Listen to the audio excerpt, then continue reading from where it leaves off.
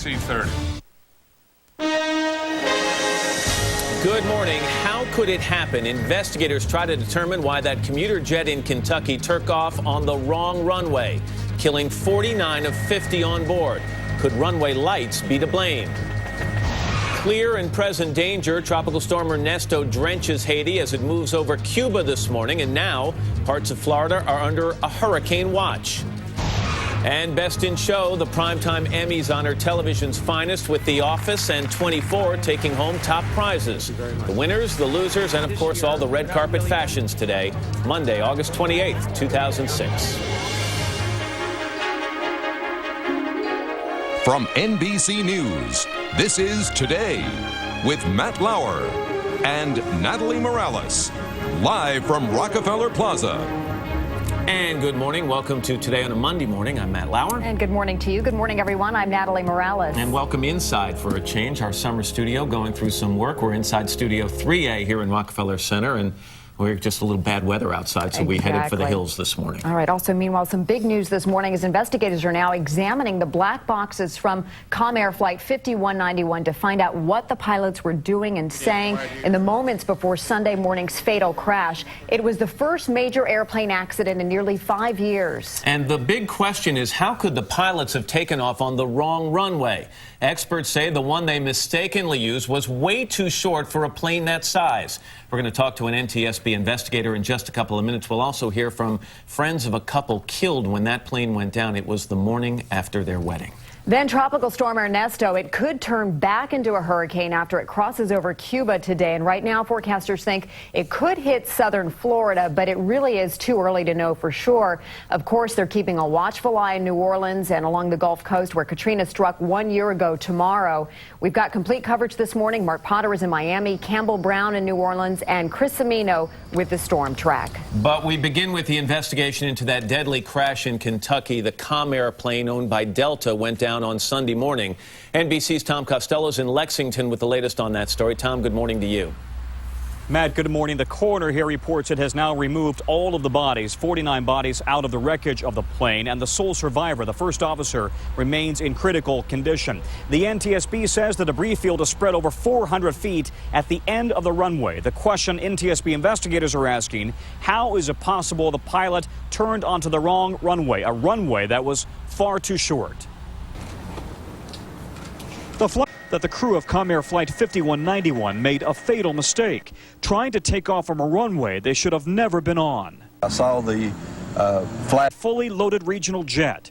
The plane crashed through a perimeter fence before gaining enough altitude to clip some trees and go down in a field a few hundred feet from the runway, bursting into flames. We have ground scars. Learned that neither had spent much time flying in and out of Lexington. Investigators will look into whether they realized their mistake at the last minute and faced a terrible choice. Do they try to make the airplane fly and hope it does, or do they abort the takeoff, remain on the ground, and take the consequences of running off the unimproved part of the airport? Rescuers first on the scene were able to pull just one man from the wreckage alive, First Officer James Polhinky, who was rushed to a nearby hospital. No one else escaped the intense flames on the ground. It's important that we get dental records from families so that we can help identify these folks. I will tell you that this was a hot fire. Most of the 47 passengers on board came from this city in Kentucky horse country, including local baseball star John Hooker, who is taking his new bride Scarlett on their honeymoon.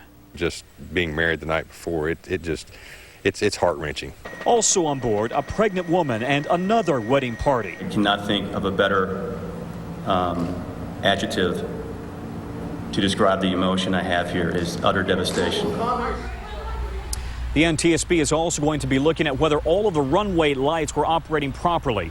Were the lights on the shorter runway when they were supposed to be off? That might have confused the crew. And were all of the lights operating on the longer runway? Just part of the investigation this morning. Natalie? Tom Costello in Lexington, Kentucky, thank you. And Deborah Hersman is an NTSB board member who is part of the team investigating the crash. Documenting things, looking at what's happened in the past, all of that will be part of our investigation.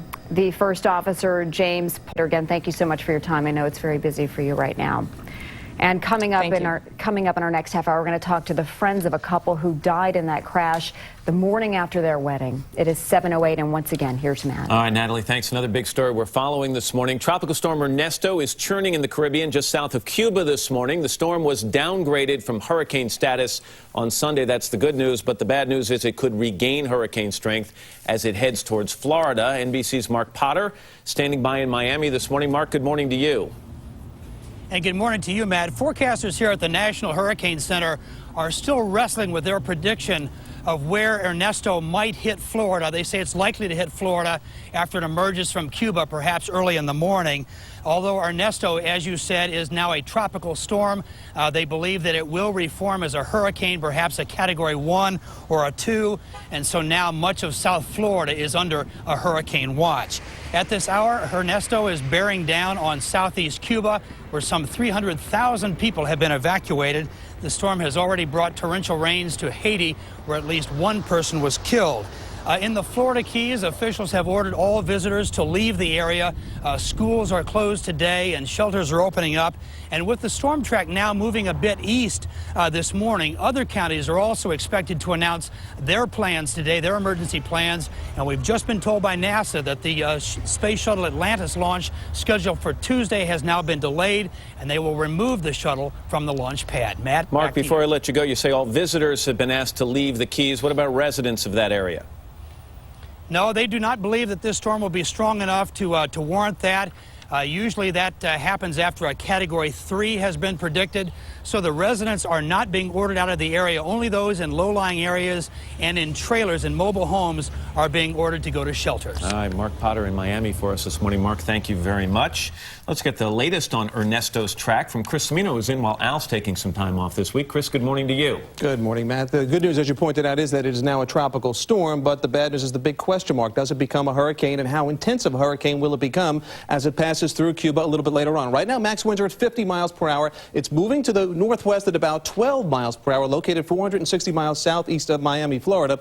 But again, the projected path is going to take this perhaps somewhere near the Florida Peninsula. So we do have hurricane watches in effect for the southern third of, again, much of Florida, from the west coast, the Everglades area, all the way down towards Deerfield in Florida, the east coast. But notice the storm track. It goes over Cuba.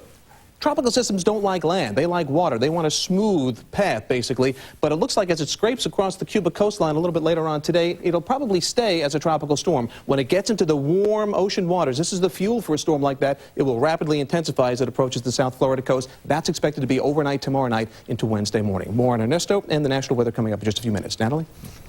All right, Chris. Thank you. And we'll, of course, check back with him in a few minutes as well.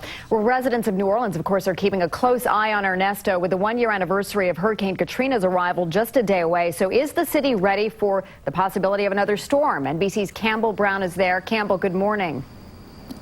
Good morning to you, Natalie. And those early reports that Ernesto might be headed this way sent New Orleans scrambling. It no longer appears that is the case, but it was a very jarring dose of reality for this city as the people here prepare to mark a very painful anniversary. The one-year anniversary of Hurricane Katrina coming ashore is, of course, tomorrow. President Bush is coming here to New Orleans later today after making a stop along the Mississippi Gulf Coast. He'll be here in New Orleans. Nightly News' Brian Williams will have an interview with President Bush in New Orleans to commemorate the one-year anniversary of Katrina. Again, that's tomorrow on NBC Nightly News. All right, let's get the rest of the morning's top stories. We'll go to Hoda Kotb for that, who's filling in while Ann is away this morning. Hoda, good morning to you. Good morning, Matt and Natalie, and good morning, everybody. Today, the suspect in the JonBenet murder Ramsey case is set to make his first court appearance as new details emerge about John Mark Carr.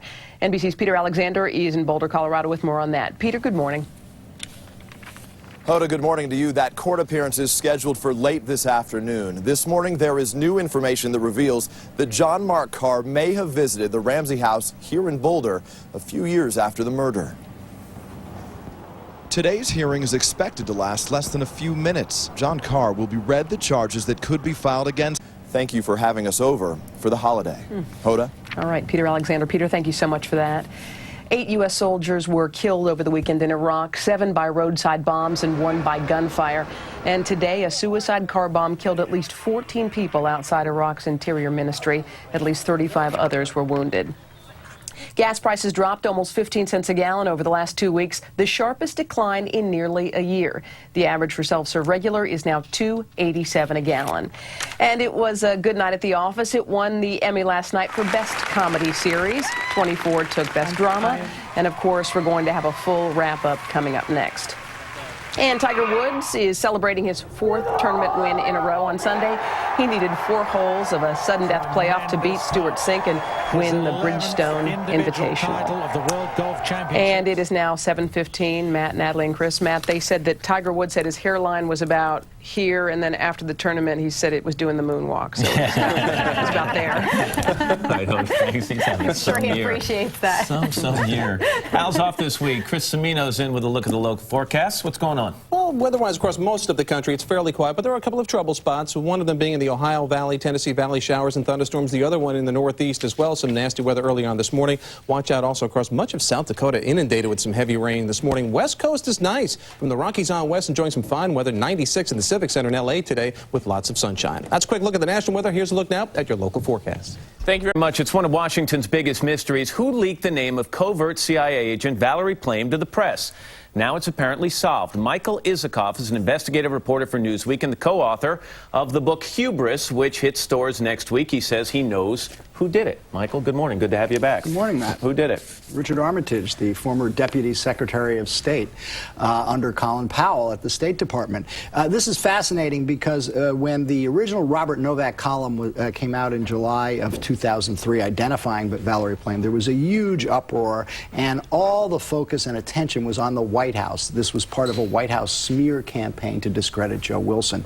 As myself and my co-author David Korn in the book point out, there is plenty of evidence of that, and there were a lot of White House efforts to discredit Wilson. But at the same time, there was a lot of anxiety at the State Department because they knew Armitage was the original leaker. So Armitage wakes up on October 1st, 2003, the morning that Robert Novak has a column. Second column, saying that a senior government official basically told him this. He calls Colin Powell and he goes, I think they're talking about me.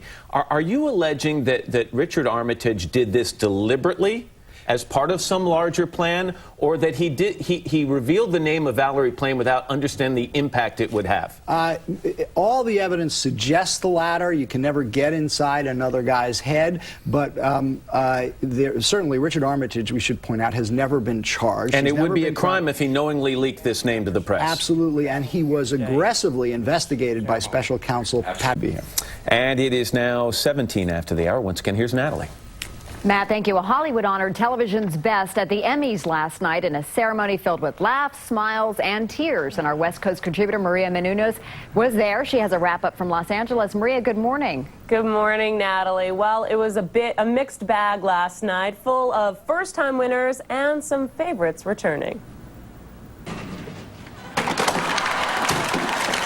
When Conan O'Brien began the Emmys by dropping in on The Office, it was a sign of good things to come for Steve Carell and company. The Office.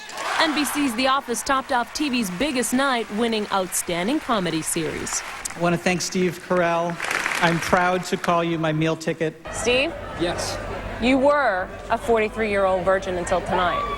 Well, you know, you liken it to the loss of virginity, and it couldn't be more in line with that. Because before, I felt very innocent and naive, and now I feel like I'm sort of more worldly, and I have a trophy. The Emmy goes to 24. The groundbreaking Fox show 24 was named Best Drama Series, and its star Kiefer Sutherland won Best Lead Actor, his first Emmy win. It's an incredibly humbling experience. Mariska. Another first-time winner, Mariska Hargitay, awarded Best Actress in a Drama for NBC's Law & Order Special Victims Unit. Congratulations. This is your first Emmy win, right? Yes, first Emmy win. Third nomination. Third time's the charm. Julia Louis-Dreyfus broke the Seinfeld curse by winning an Emmy as lead actress in a comedy for The New Adventures of Old Christine. And you're having a blast doing the show, obviously. I really am. I mean, I know people say, oh, I love working at my show. It's really fun. It's funny. It was Emmy number 3 for Tony Shalhoub in his lead role as the obsessive-compulsive detective on USA's Monk, while Jeremy Piven of HBO's Entourage won his first Emmy for Best Supporting Actor in a Comedy. What did you think when they called your name? Kiss your mother and hold it together. Megan Mullally. Gone, but not forgotten. Megan Mullally, who won Best Supporting Actress in a Comedy Series for her role on Will and Grace. Anybody would be lucky to have a tenth of as good of an experience as we had on Will and Grace. And the night's emotional moment came when Farrah Fawcett, Kate Jackson, and Jacqueline Smith, the original Charlie's Angels, appeared together to lead a tearful tribute to iconic producer Aaron Spelling, who died earlier this year. I say it all the time to young people. Follow your dream. We shut off the... And the biggest surprise of the night was Grey's Anatomy, who was thought to be the front runner, went home with no awards, totally shut out. Big surprise to many. Natalie? That is for sure. By the way, Maria, you were a winner on the red carpet last night. I was? You were. You look gorgeous. Oh, thank you. Well, coming up, speaking of winners on the red carpet, coming up in our next half hour, we're going to check out all the fashion hits and misses at last night's Emmys. We're back in a moment. This is Today on NBC.